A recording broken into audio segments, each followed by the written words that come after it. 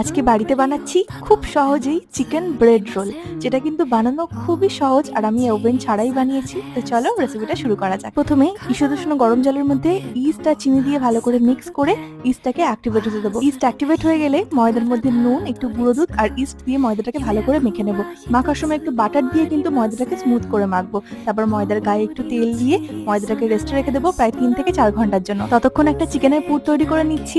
ওই পেঁয়াজ, আদা, রসুন, একটু লঙ্কা, হলুদ গুঁড়ো, একটু ধনে গুঁড়ো আর চিলি ফ্লেক, একটু অরিগানো, একটু টমেটো সস, সোয়া সস দিয়ে ভালো করে মিক্স করে পুরটা তৈরি করে নিয়েছি। এবার ময়দা থেকে লেচি কেটে একটু বেলে নিয়ে মাঝখানে চিকেনের পুর দিয়ে এক সাইডটাকে ছুরি দিয়ে এইভাবে কেটে নেব। এবার এটাকে রোল করে নিয়ে দু সাইডটাকে একটু ছুরি দিয়ে সমান করে কেটে নেব।